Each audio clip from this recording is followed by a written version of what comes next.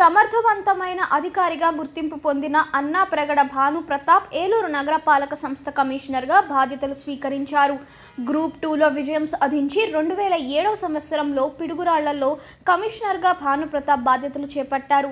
అంకిత భావంతో ఉద్యోగ బాధ్యతలు నిర్వహిస్తూ ప్రజలతో పాటు ఉన్నతాధికారుల ప్రశంసలు అందుకున్నారు. 2008 నుంచి 2012 వరకు సత్తెనపల్లిలో కమిషనర్గా బాధ్యతలు నిర్వహించిన భాను ప్రతాప్ 18 నెలలు కావలిలో, 4 సంవత్సరాలు నర్సరావుపేటలో, సంవత్సర కాలం అనంతపురంలో, 4.5 సంవత్సరాలు బాపట్లలో కమిషనర్గా ప్రజలకు సేవలందించారు.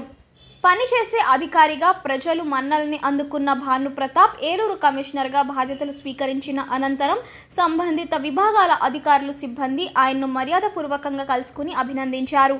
బాధ్యతలు చేపట్టిన వెనువెంటనే పని చేయకుంటే చర్యలు తప్పవని అధికారులు, సిబ్బందికి పరోక్షంగా హెచ్చరికలు చేశారు.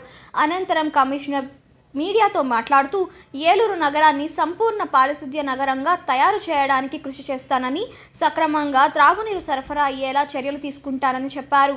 అనధికార నిర్మాణాలపై ఉక్కుపాదం మోపుతానని, సుపరిపాలన అందిస్తానని స్పష్టం చేశారు. అందరికీ నమస్కారం అండి.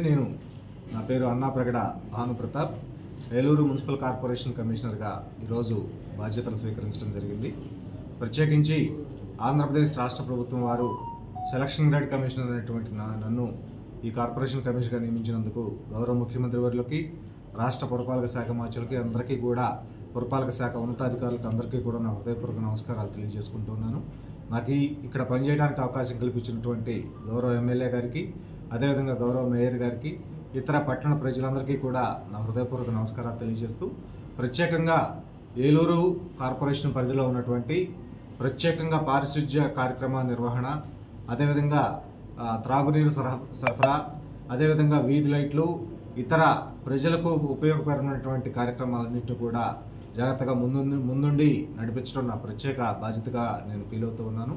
అదేవిధంగా పట్టణంలో ఉన్నటువంటి అనధికార లేఅవుట్లన్నింటినీ కూడా గుర్తించి వాటి మీద ఉక్కుపాదం మోపి ప్రజలందరికీ కూడా చక్కటి పుర పరిపాలన అందించడానికి నా వంతు కృషి నేను చేస్తానని చెప్పి ఈ సందర్భంగా మీ అందరికీ తెలియజేస్తున్నాను.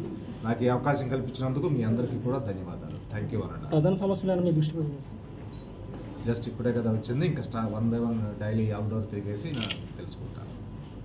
ఒక 1 వీక్లో మొత్తం ఏం ప్రాబ్లమ్స్ ఉన్నాయనేది కొంచెం చూసుకుంటాను.